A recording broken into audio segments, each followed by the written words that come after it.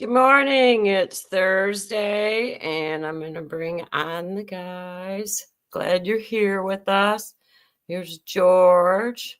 Good morning. Good morning. Good morning.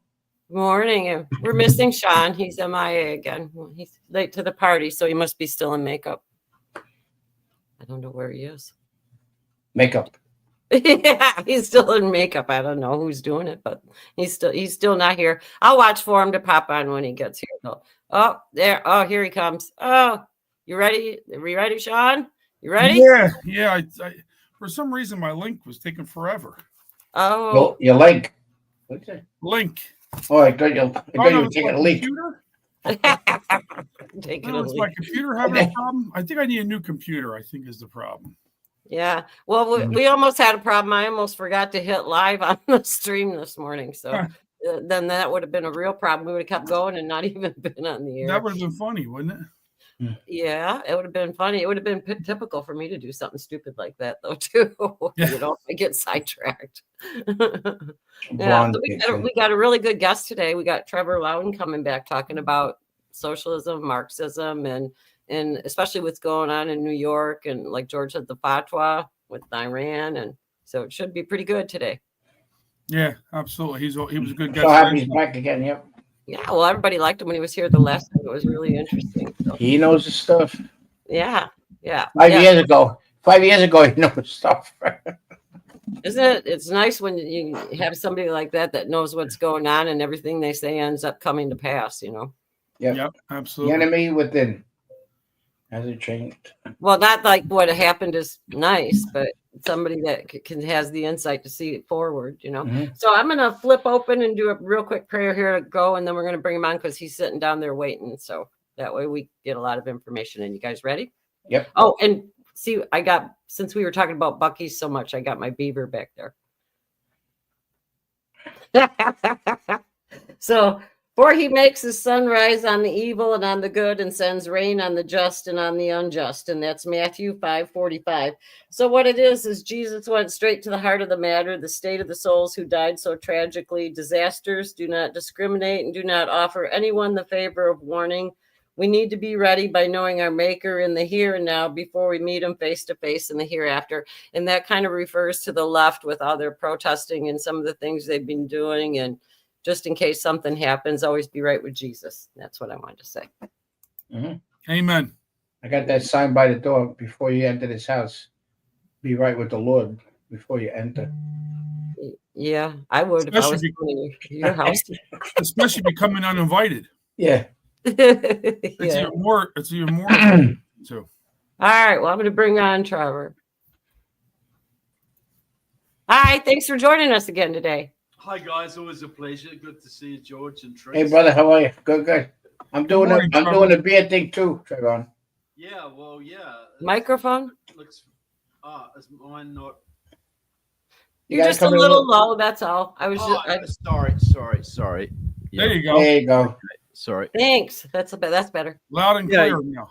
Yeah, well, you know, there's a shortage of razors down in Florida, isn't there, George? So we just got to do it. Yeah. We gotta march along the alligator path, you know. Yeah. I'd love to go down and visit. Actually, it's I thought alligator Alcatraz is pretty cool, to be honest. Well, we're making a hat up, make alligators great again. So. Yeah, exactly. But you notice the protesters were standing on the side of the road, not too close where the pits are for the alligators. And they wouldn't stand in the street because they would get that rundown feeling because, you know, we can run over protesters in Florida. So well, that's right. Good. They cannot block thoroughfares. You know, they can in a lot of other places. It's like when they had the riots in LA, we didn't have many in Florida, did we, George? No, sir. No, sir. Because DeSantis he's made it very tough to be a left-wing communist in Florida, which is great. Yeah. Well, we call the illegals gator bites now that are all going down into the alligator Alcatraz. Yeah. I don't know. So how do you like all the stuff that's happening, Trevor? The gators call lunch. Oh, sorry, Sean. I'm sorry. Well, it's mixed, you know. Like there's a lot that's good that's going on. I'm very pleased about. There's a few things that aren't, but I think America's in a better place than it was a year ago for sure, and can be a lot better yet. So, Trump's doing well on a lot of fronts. He's that Supreme Court decision the other day that says little tiny little judges and obscure little jurisdictions block. That's going to be massive. The bill going through Congress, I hope will pass. There's a lot of things in it that I don't like, but what I do like is the funding for deportations. That's the critical issue as far as I'm concerned. Mm-hmm. If we don't deport the illegals, this country's over. Yeah. You lose some, you win some, but I think overall we're winning more than we're losing. That's what I'd have to say. We can't afford to keep them. No, we can't, and we can't afford to have them voting Democrat in the next elections either.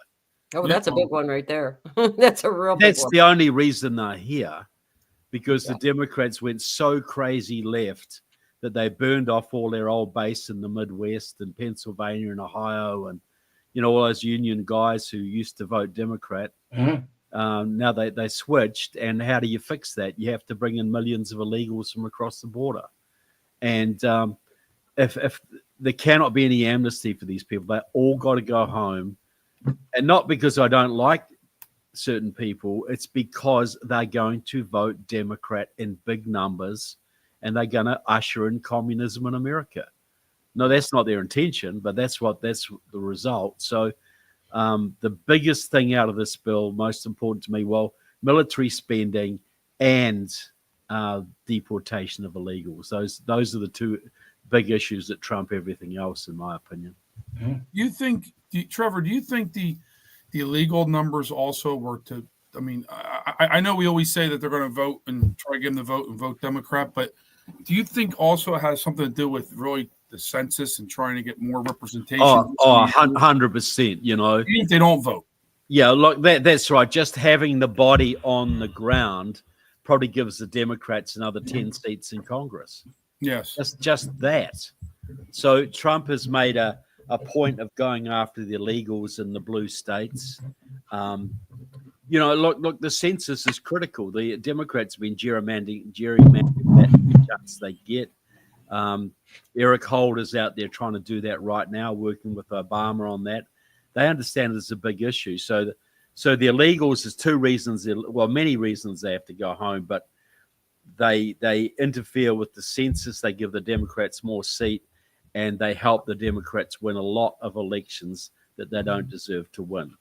So that would have been President Kamala Harris's first act of office, pretty much, to grant amnesty for 30 or 40 million illegals.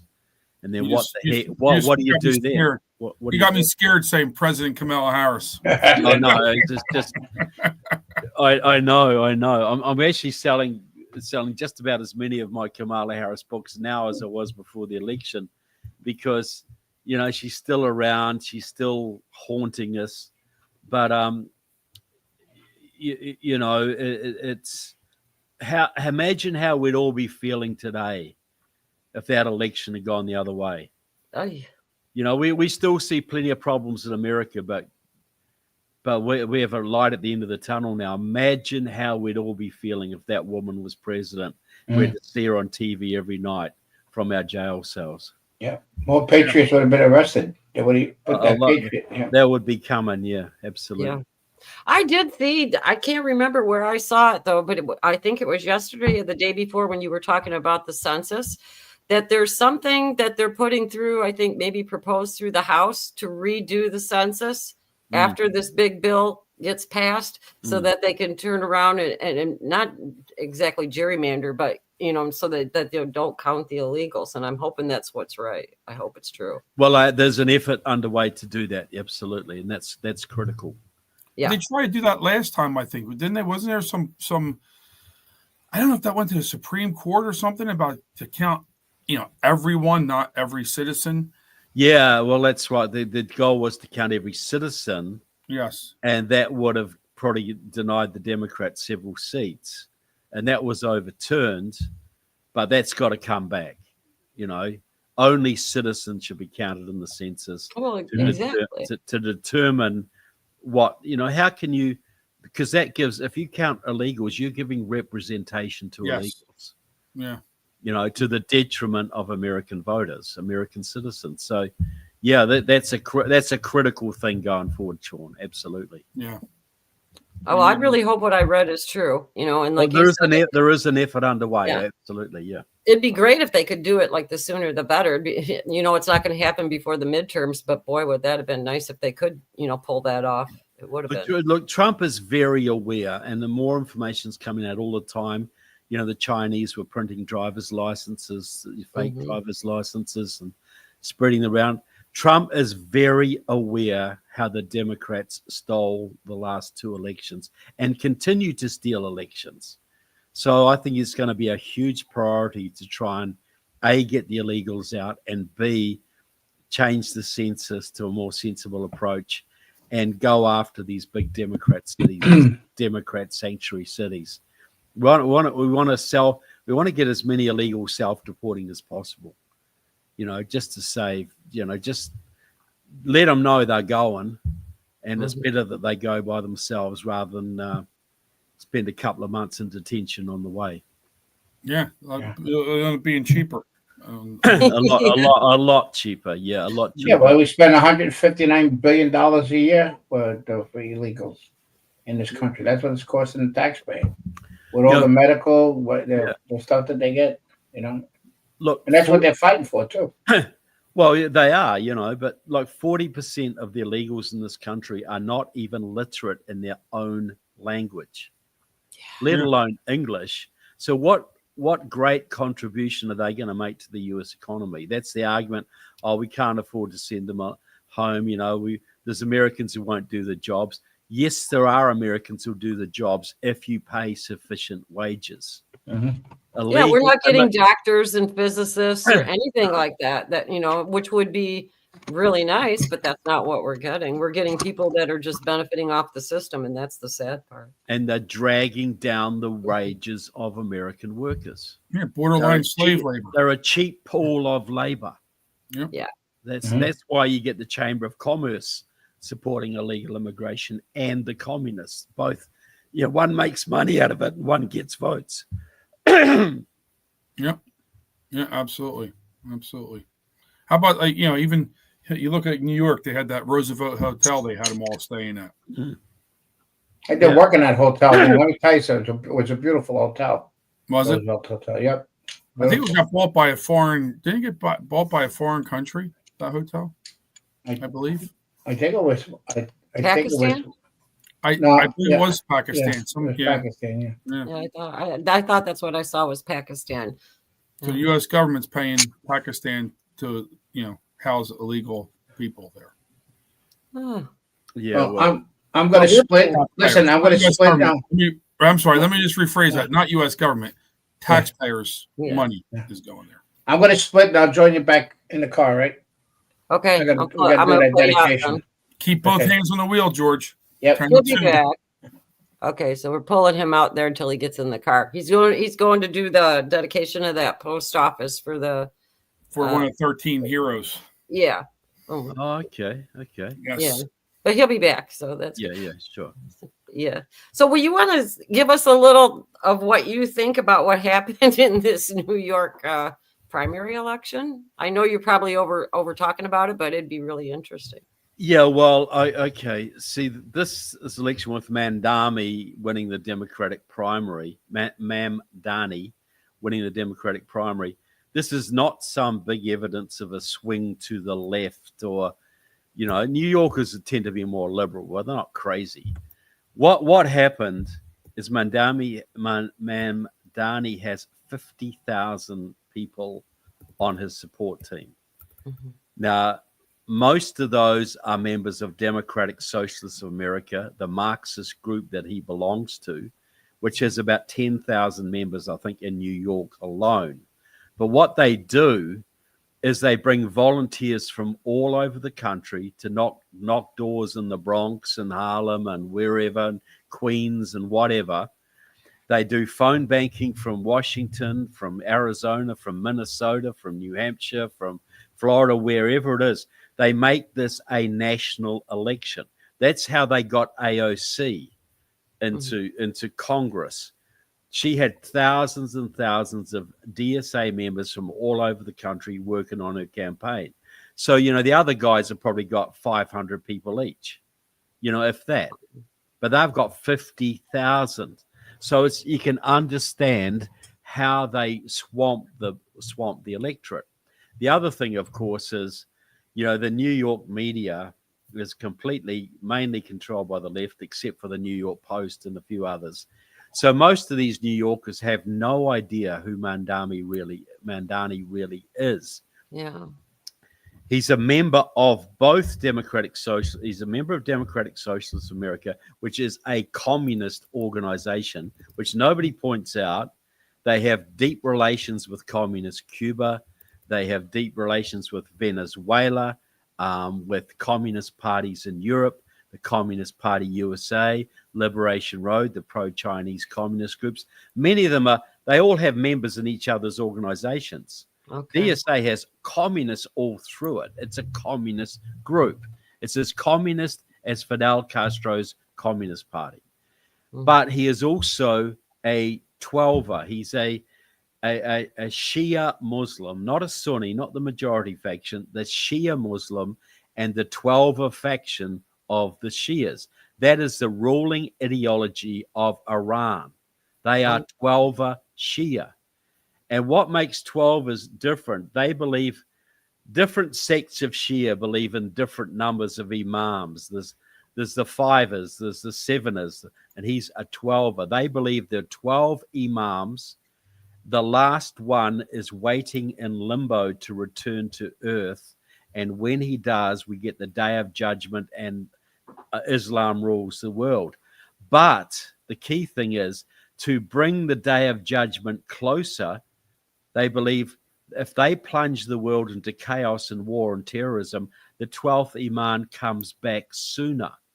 That is why Iran has always been involved in terrorism, why they've had terrorist cells in America since the 1980s, while they're heavily involved in trouble in the Middle East, why they trained some of the 9/11 attackers, because they want a world war which brings the 12th Imam closer. Wow. So he is from the 12er sect, and he's a communist, and he's now could be the mayor of the largest Jewish city outside of Israel and the most important financial center in the Western world. He wants to defund the police. He wants to keep ICE out of New York. He's going to turn New York into a terrorist haven, and he's going to drive hundreds of thousands of people, the most productive people, out of that city, which is exactly the plan. They want to make New York the new Detroit. They want to crash the economy, and crashing the New York economy is going to make it a heck of a lot harder for President Trump to revive the American economy. So that's almost like a chaos to blow it up, too. Sorry? It's like what you just described. If he does that with New York, that's enough to just throw so much into chaos that would also bring that imam back a lot sooner. Well, look, yeah, chaos in New York, terrorist attacks. Yeah. The city will become a magnet for terrorism. Defund the police, which also means the police intelligence department. New York is the only city in major city in America now who has a police intelligence department, like every major city used to have, which monitors the radicals, the terrorists, the extremists. So he will abolish that or hamper it. So New York will become a terrorist magnet. Now, just here's the thing. Anybody who lived in New York for 30 years will tell you, up until now, New York's worst time was in the early 90s when David Dinkins was the mayor. That's when crime was through the roof. Times Square was full of prostitution and drugs. Tourists were staying away. Businesses were collapsing. New York was in a very dark time until Giuliani came along with his broken windows policy and cleaned out the criminals, and things came back.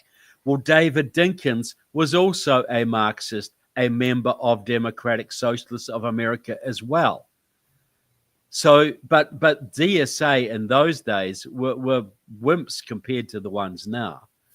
They were socialists, but they weren't as hardcore as the DSA of today. DSA now is openly communist. Yeah. So you got a communist with a large army backing of SCIU, backing of the Working Families Party, 20 or 30,000 militants in New York at least, plus the Islamic radicals, Students for Justice in Palestine, CARE, Muslim Student Association, all backing this guy in the world's largest Jewish center outside of Israel and the most important financial center in the Western world. You know, can you see the potential for disaster here? Can you see what he could do to he'll be president? You think Chuck Schumer and Nancy Pelosi are Trump's worst enemies? No, this guy will be Trump's worst enemy because he'll galvanize the far left and the Islamists all over the country. Yeah, and he's so smooth about it too. That's what's so insidious about him. He uses such flowery language and disguises what his true intentions are when you listen to him talk. But if you were very uninformed, you would fall for that, I think, quite easily. You would. He's quite slick. He's quite charming. But then you see videos of him basically threatening to fight Tom Homan. You know, basically virtually spitting in the face of New York cops. There's two sides to him. There's a slick, smooth, car salesman side, but there's the very, very nasty, vindictive side too. See, this is the thing. This is the product of 100 years of communist control of the New York education system and left-wing domination of the state. This guy couldn't get elected in Kansas or Idaho. He could only get elected in a big blue city with a big radical support base behind him, and a gutless, cowardly Democratic Party who wouldn't stand against him. Imagine trying to run Cuomo, a damaged candidate like Cuomo against this guy. So I'm hoping a miracle happens and either Trump deports him or he loses the primary. But I think the federal government needs primary's to done on right? this. Well, it loses their general election. Yeah, general. Yeah. Yep. So he's got a Republican opponent who's pretty weak, and he's got Eric Adams who's pretty damaged. Unless somebody else jumps in, it's pretty likely he will win. Well, Eric Adams and Sliwa will split the vote. So that's one of them's got to stand down. Exactly, one of them's got to get out of there. Preferably Sliwa. Yeah. Unfortunately, So exactly. If they both run, this guy's guaranteed. But if one of them stands down, there may be some opportunity there to do something about this. But look, if I was the Republican Party in New York, I'd be trying to fight him, but I'd be more concentrating on trying to save the Republican seats in New York in the midterm elections. We lost a couple of them. Because of Lee Zeldin running for governor, we won 2 or 3 seats in New York we wouldn't have otherwise won. And we've got to try and save those seats because Trump's got a 3-seat majority in the House.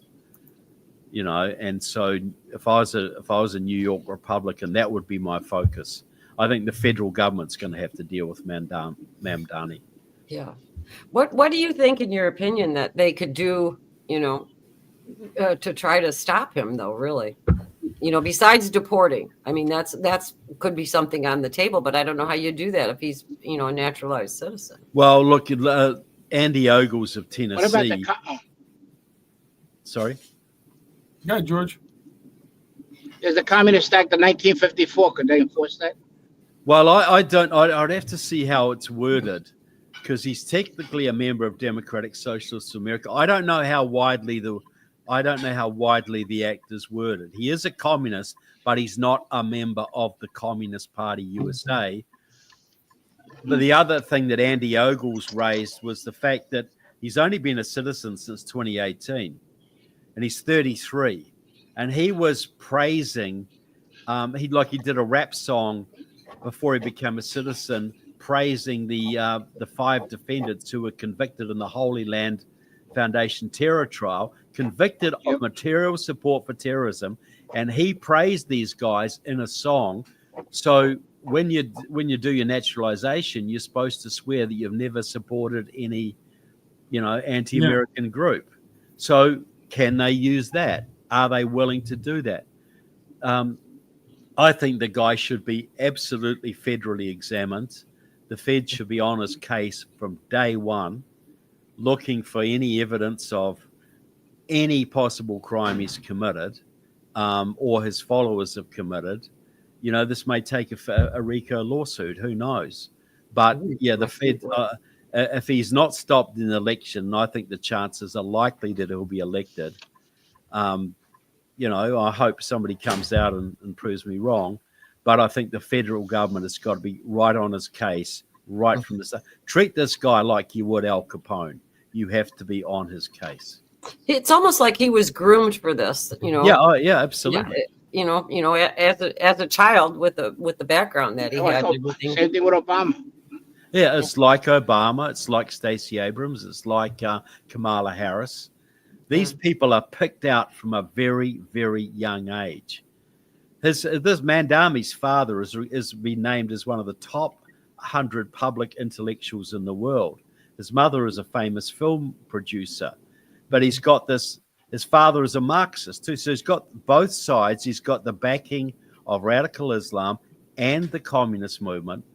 See, back in the 70s, there was a little group in Oakland called the Afro-American Association, which spawned the Black Panther Party. It was a Maoist communist group, and the leader of it, I've just forgotten his name.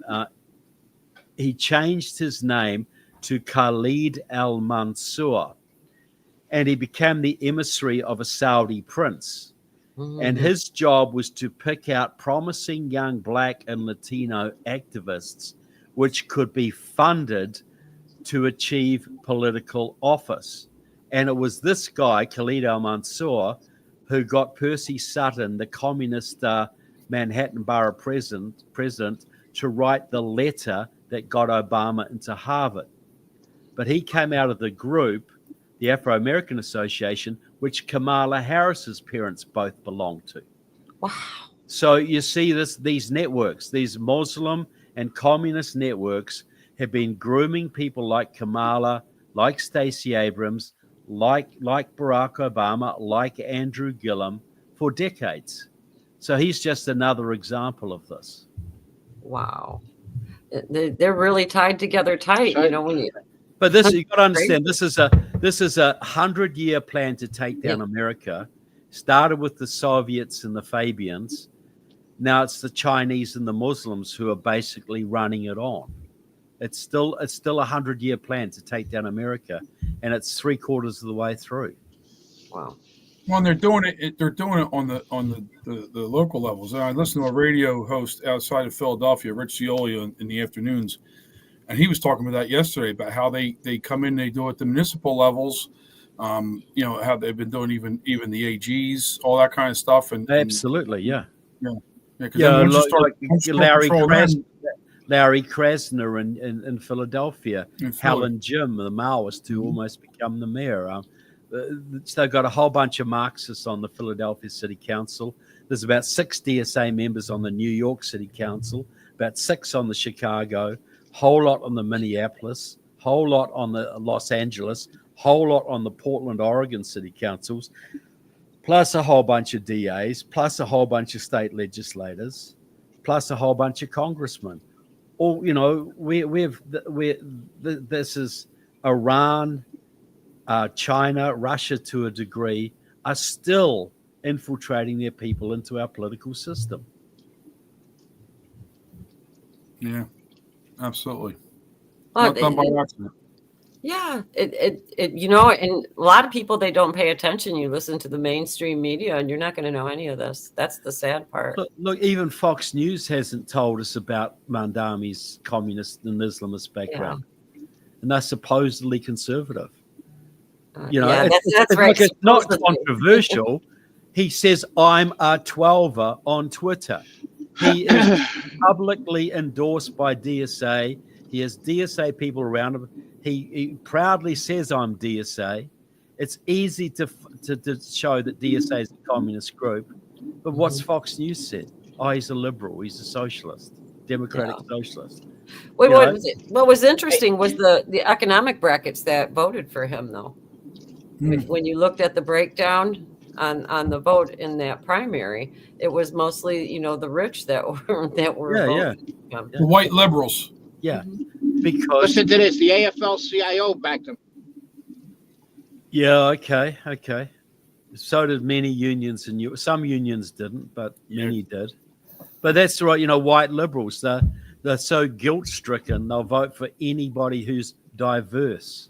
They just want to prove how non-racist they are by showing how they're telling all their liberal friends, I voted for a Muslim, socialist. That shows how liberal I am.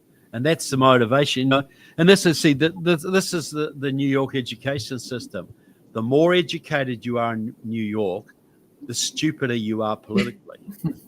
Or common sense, or the less common sense you have as well. Exactly.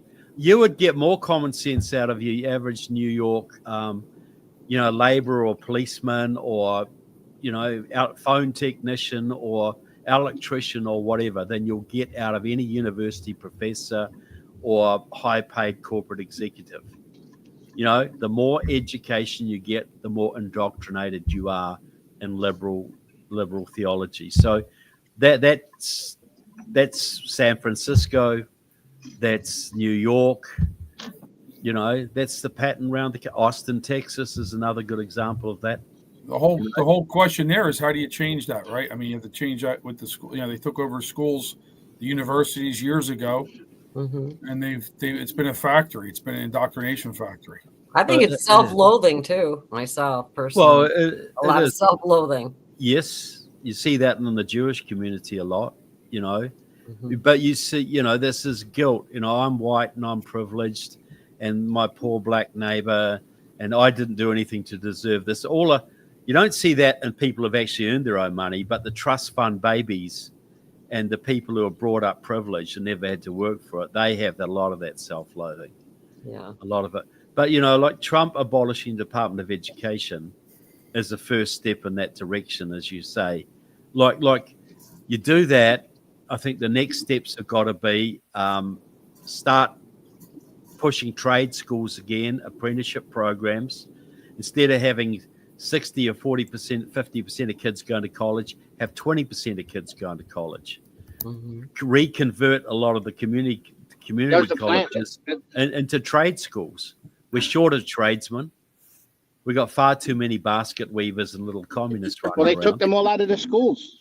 Yeah, they did. They took wood shop and metal shop out of the school. This is a deliberate policy because that produces good workers. World War II, America could build a Liberty ship every day because you had all these trained tool makers and all these die makers and all the fitter and turners and engineers and carpenters and riveters and whatever you needed.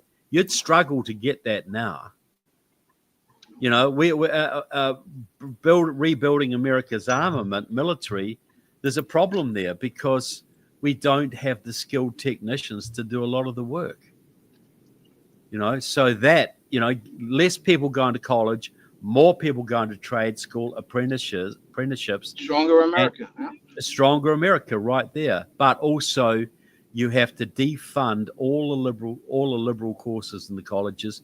Take one of the worst things Obama did was to federalize student loans. Because to get to be in the federal loan program, you have to be DEI. So that encouraged all the universities to go more DEI, you see. So all of this is all very strategic. We have to dismantle it step by step. And we're just at the start of it. Military recruitment's going up again. There's a lot of things going the right direction, but if we don't fix the education system, it's all for nothing. ultimately. Yeah, I think they should tax the endowments in the universities. I think that would really like send a message too. Plus it would help. 100%. Yeah. Yeah, yep. I know. I don't know why they haven't really gone after that. Yeah, and end tenure for professors too. Oh gosh, that's a good one. Yeah, that's a good one. Oh yeah, and regular teachers too, for that matter. Yeah, yeah, teachers too. Yeah, well, that's right, and also deregister all the teachers' unions. Yep. Even FDR didn't want government unions. Yeah. So look at yeah. We got a couple questions. I'm sorry, go ahead. We got a couple questions in the chat. One is by our resident FBI whistleblower, Red Ginger. She really wasn't an FBI whistleblower, but she's played one on TV. I saw her photograph. What suggestions are for reconfiguring the mentality of Americans that you don't need to go to college to be a successful person? I think that's a great question. I think, everybody james their kids to go to school. I mean, I'm probably guilty of it too, right? But it's there's so many other things out there to make them successful. Yeah. Well, see, you got to have an infrastructure. So, okay. You got to get union programs going again, not union programs, but union programs, and you got to start building trade schools and mandate that any state school has to have wood shop, has to have metal shop, has to have these courses offered. Okay, so you set up the infrastructure, then you've got to have a major not Department of Education, but a major government information program saying, look, we have an infrastructure now. Your kid is 18. You can go into an apprenticeship program. At the end of 3 years, they'll be earning $100,000 a year and be able to set up their own business with no student loan. Or you can send them to community college and come out with a worthless degree and a $60,000, $100,000 student debt. What is the option? What do you want to do? Look, if you started running programs like that and a paid advertising program, and you had the infrastructure there, you would see universities absolutely lose so much of their clientele, and you would see trade schools and apprenticeship programs booming. Most young kids don't go into them because they're not darn well offered. You have a choice. You go and work you work in McDonald's, or you go to college. Well, they can't even graduate and balance a checkbook. That's the sad part. Well, that's true as well. Look, I would have these education programs starting at 16. Like when I was a kid in New Zealand, 60% of my friends left school at 15 or 16 and were qualified tradesmen by the time they were 20. Wow. That was normal. That was considered only 20% of kids, 15 to 20% of kids went on to university. And the rest either became nurses or entered apprenticeship programs or became primary school teachers. That was the standard. In Germany, most young kids go into apprenticeship programs, which is why they have a very strong industrial base. Same in Switzerland, same in most European countries. It's only in America where you've had the complete downgrading of apprenticeship and trade training and this massive overemphasis on college. Yeah. And that's been a deliberate program pushed by the left because they want more left-wing, and the GI programs after World War II, which pushed a lot of people into college. Now, that wasn't all bad, but it set the stage for this idea. Like before World War II, most kids didn't think about going to college. They thought about getting a job and learning to be a baker or a carpenter or a millwright or something. That was your normal path. The really bright kids, the engineers, the ones who want to be doctors, they went to college. But most kids went into the trades or agriculture, and that's where the American small business culture grew out of. Because once they became a plumber or an electrician, they got themselves a van, they got themselves a business, and then they started employing others, and they trained the next generation. That was how the American free enterprise system built the world's greatest economy. It didn't build it by sending 40 or 50% of kids to earn useless degrees in college. Yeah. Well, the government's got to start this off and kick it off. But once the infrastructure's there, once the message is out, there will be no problem recruiting people. One element, though, that no one's talking about, and I think with all these, college degrees for jobs, is AI. I'm no wizard with all this stuff, but I think AI is going to hurt a lot of jobs in the economy. You look at like financial jobs, right, with the stock market, predicting things and all that stuff. I think AI is going to hurt a lot of those jobs, where AI is not going to take a plumber away from you, and not going to take an HVAC. Exactly. So that's exactly why we need to be focusing on trade training now, because you're still going to need the baker, you're still going to need the hairdresser, you're still going to need the plumber and the electrician. This will open up more jobs in some ways, but it's going to cost a lot of jobs in certain areas, 100%. And so we got to steer more people into the hard trades. Yeah. We got to get people doing technical stuff, because that will never go, that will never go out of, there'll never not be a need for that kind of stuff. Yeah. You're always going to need your plumber. You're always going to need your hairdresser.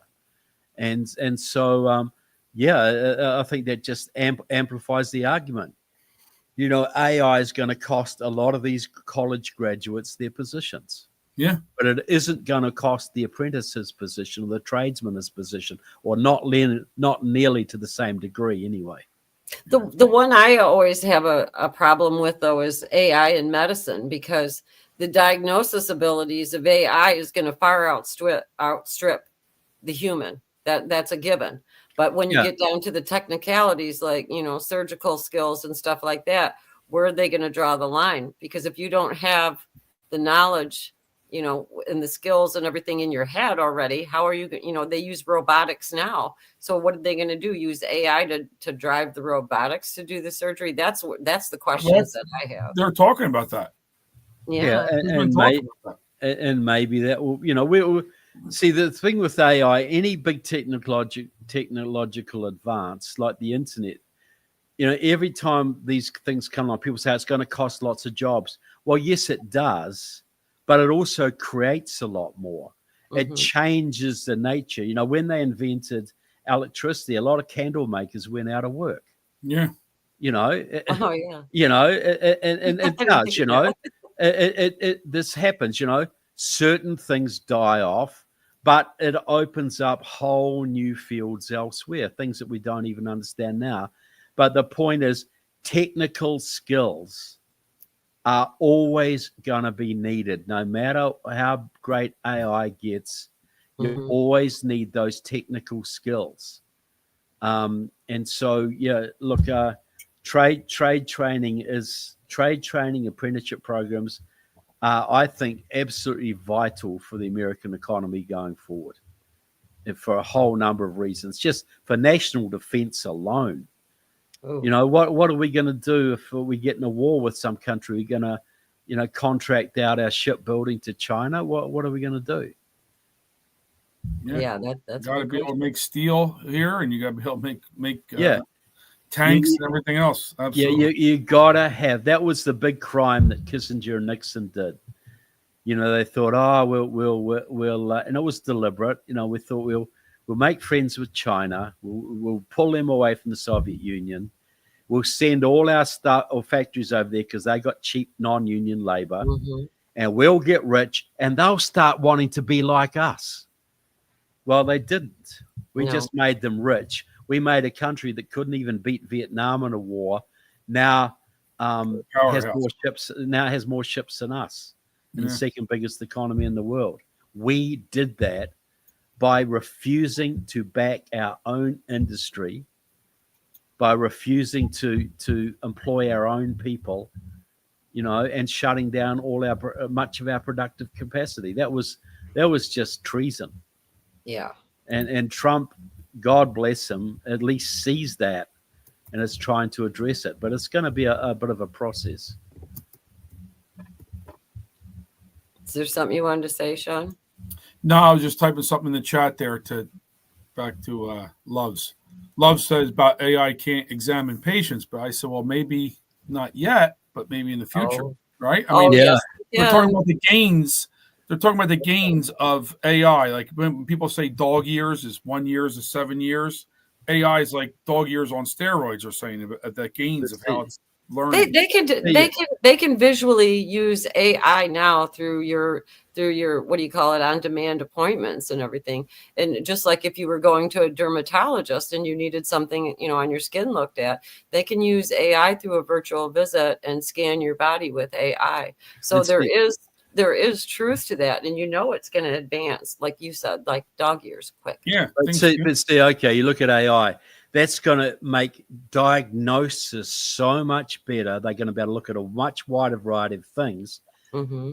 And so people are going to understand what kind of supplements they need, what kind of vitamins they need. So vitamin manufacturers are going to do a lot more business. So there's going to be less money wasted in hospitals on mistreating diseases and misdiagnoses. So that's going to be big cost saving there, which means doctors and nurses can better focus on patients with better information. Yeah. So there's going to be look, the better the diagnosis ability is, the better for all of us. Yeah. The better the treatment going forward, the less wastage, and so that is going to create productivity in other sectors.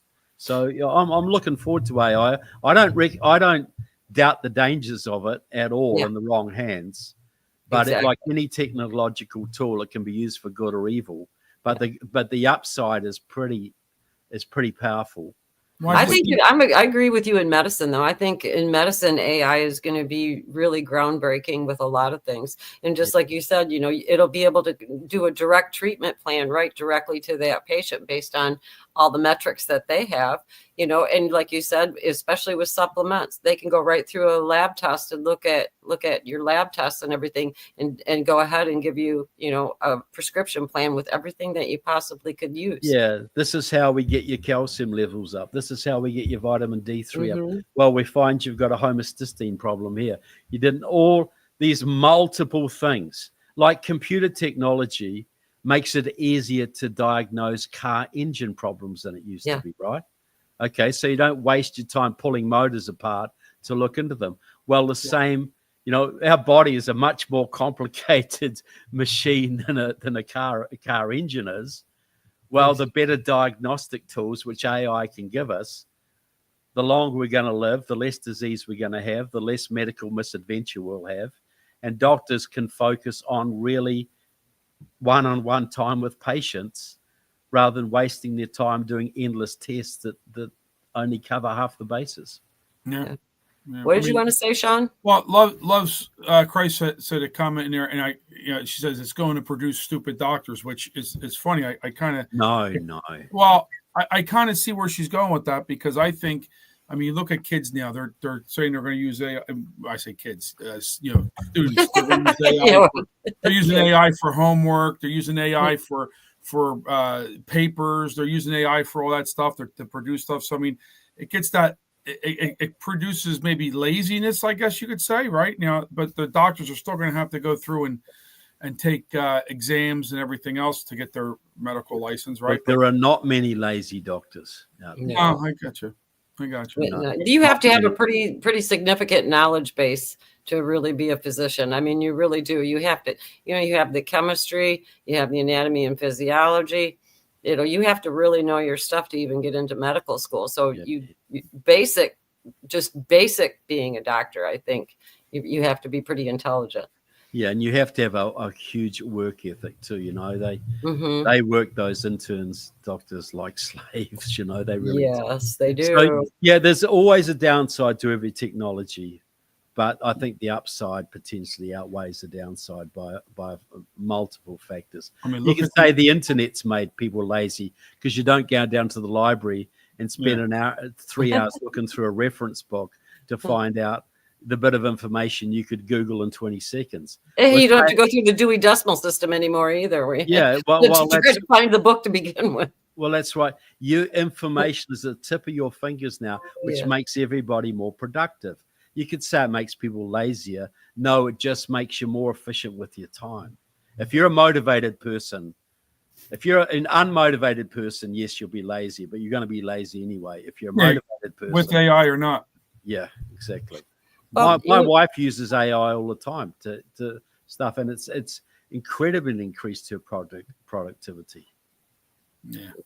Well, we're getting close to 10, and on Thursdays we normally do a political trivia question. So my question to you, Trevor, is: would you like to stay for the political trivia, or would you like to beat feet on out of here? No, I'll stay for the political trivia. Okay. Okay. Well, I'm going to go ahead, and this one came from somebody we know in our audience that always has good questions, which you ended up asking today. They can't answer them. Yeah, Red Ginger sent me a question today, which was way better than the one I was going to ask. So I'm going to do that, and then we can go through the answers. So the question is, who was the person who personally took a copy of the Steele dossier and hand-delivered it to the FBI director, James Comey, on December 9th, 2016? Well, I knew that. So I'll read it again just because it's kind of a long one. So who was the person who personally took a copy of the Steele dossier and hand-delivered it to the FBI director, James Comey, on December 9th of 2016? Red Ginger should know that, being the FBI whistleblower. Yeah, okay. You throw me the answer, Sean. All right, I'm looking. I don't see anything yet. Everybody's talking about Jeffries on the floor still. Let's see. Oh my God, he's still talking. Insider said Devin Nunes. Okay. Lou Peck said Brennan. Dr. Kurt Schleig said Brennan. One citizen said a British spy, ? Merriman said McCain. Lady Bird said Vittman. I think she meant Vidman, but it says Vittman. Denise says Nunes. American Mark says John McCain. No smart answer out of Mark. I'm very disappointed with you, Mark. ML Heath says John McCain. I'll read a few more. Energy said Clapper. Red Ginger said that's why she knows. Nunes is said by USN Air Chief, or I'm sorry, USN Air Crew just said Nunes. And Marty Kin said Schiff, who I'm holding here right now. See our Schiff puppet? Pencil neck watermelon head. And Loves Christ says she missed a question. Well, I'm sorry, Loves. I'm sorry you missed it. But at this point, the answer's been said. Yeah. So I'm going to say Florida for Trump, Ray Epps. And Coco Domingue, Shifty Shift. Oh, so Coco. Hello, Coco. Let's cut it off now because the answer's been said. Right. See, we do this every Thursday, and then whoever gets it right, we announce it on Friday and give them $1,000 Trump bill. So we try to keep it. Not that it's worth $1,000, Trevor. Yeah, I know. You need some eyes lit up for a second. You need some serious. Yeah, you wanted to play, didn't you? You need some serious AI help to get that thing to be worth $1,000. Right? Yeah, you would exactly. They may be worth $1,000 as collector's items in the future. You know? Yeah.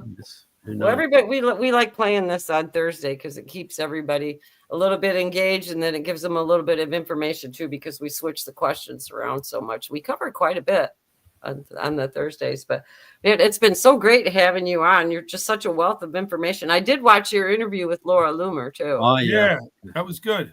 Yeah, that was a long one. How did you get that interview with Laura Loomer, Trix? Look, I'm talking about Trixie. How did you find out about that interview? Oh, because you texted me and told me hurry up and look. Yep. I saw you on there. I was watching. It was good. Yeah. Yeah. About 60,000 people were tuned into that. Yeah. Some of those pretty big. Yep. You know, Yeah, I got a lot of she's got a feedback huge off it. audience. But yeah, Laura Loomer's pretty smart. You know, she's quite an investigator, and she got a ton of guts. That girl. I wouldn't want her pissed off at me, boy. I'll tell you what. No, Yeah. gosh, no. Not when they got the word "loomered" now is in the lexicon because of her. So Oh, really? Yeah, you don't want Somebody's her been coming loomed. Watch out, you might get loomed. yeah, She's like a dog on a bone when she's on you. Yeah. Okay. I didn't know that, but that makes sense. That makes perfect sense. Oh yeah. Yeah. So Don't get on her bad side, Trevor. no, I've always tried not to. No, well, I've known her for years, not very well. You know, we've the first time we ever met was in New York. It was her and Jack Posobiec. We were making our first movie, and they come up to the restaurant we were in, and my wife remembers because Laura took some broccoli off my wife's plate. My wife was just going to eat it, and Laura just grabbed it and took it. But no, I've endorsed her a couple of times when she ran for Congress, and yep. I know, you know, she's used to work a lot. I think she still does with Tom Trento on people who I know pretty well. So we've always moved in the same circles. And, you know, I don't agree with everything she says, but I absolutely admire her courage and her tenacity and just her, you know, the way she lumers people. You know, she just doesn't give up. She doesn't care. She doesn't care if you like her or not. If she thinks something's going on, she's saying. That's why I think she'd be a great congressperson. Yeah, well, I endorsed her twice for Congress. I was very sorry she didn't win. I thought she might have won the second time.